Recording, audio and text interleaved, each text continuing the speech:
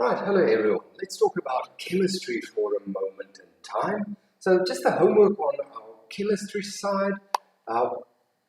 This was question 1 and 2, and I think it was for A, B, and C. Let's have a look. They want us to decide the homologous series that is in each one of these compounds, the functional group. If you get the functional group, you have the homologous series. Okay, so I just wrote down the different functional groups and I'll talk you through it. So A, we've got our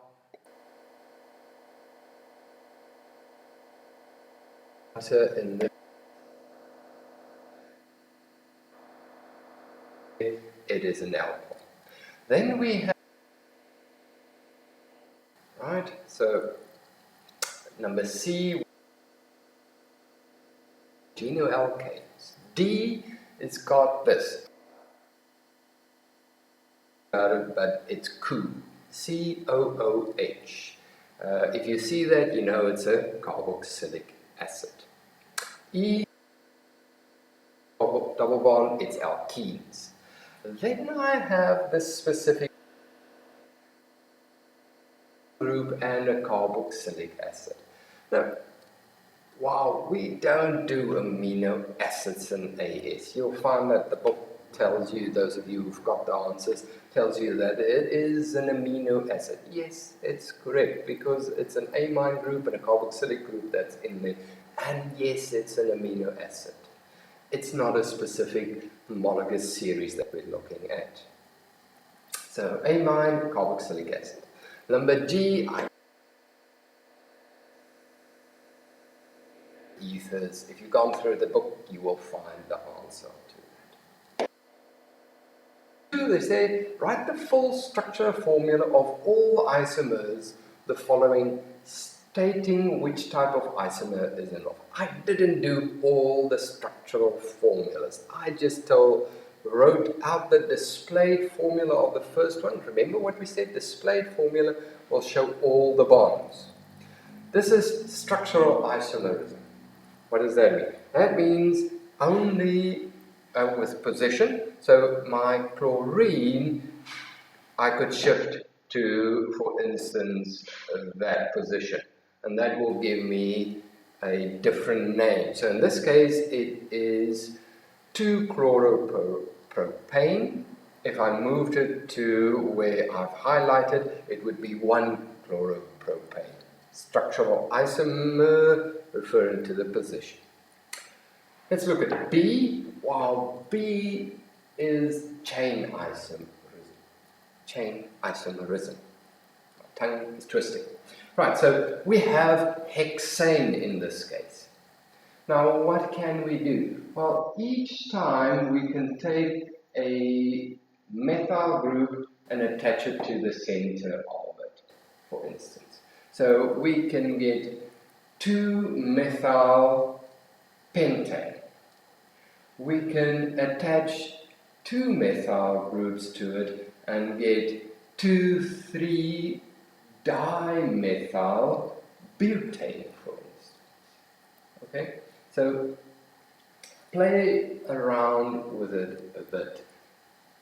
We'll look at various types of questions like this. Number C, very interesting. Look at it. So we can play with my chlorine, for instance, and place it on this one. We can also use my bromine and place it there. Let's use something different for bromine. We can have my bromine. So we can play around with my halogenoalkanes. So positional structural isomerism with reference to position.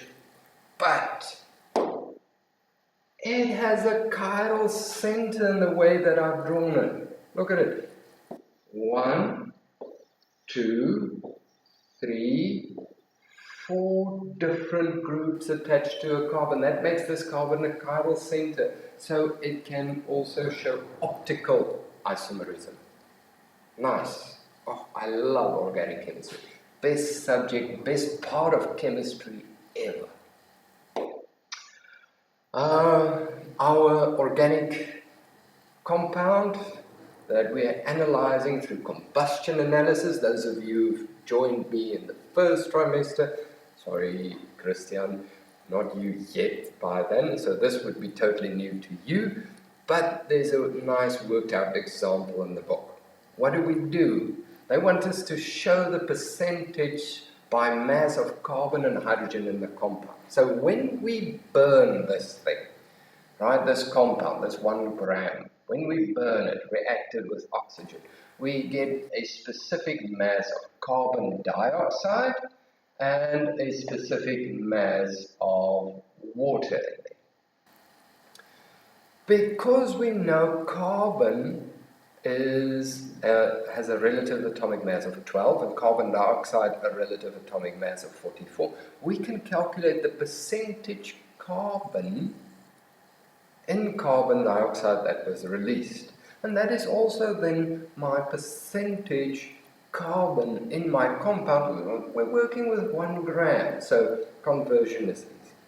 Same for water. Remember, water, if I can just briefly do this just to remind you, carbon dioxide and H2O. So how many hydrogens in each water molecule? Well, 2, and because each hydrogen has a relative atomic mass of 1, it's 2/18. It gives me a ratio of that, gives me the mass, converting mass to percentage. They made it easy, 1 gram of a substance, right?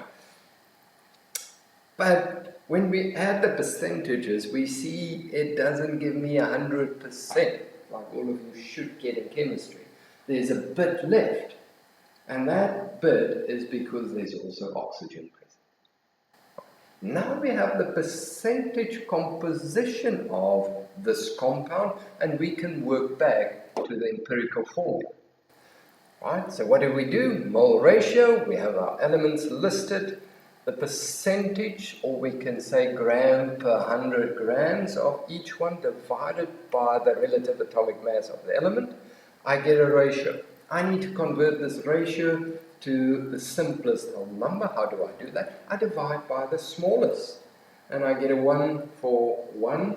Well, this is the empirical formula, or if you could see it immediately, it is actually methanol, so we can write it like that. Okay, so in brief, that was the homework that you had. I have a lesson that I will also upload on isomers, and then tomorrow we'll have a look at our naming of compounds as well. Okay, hope that was brief enough for you. Enjoy.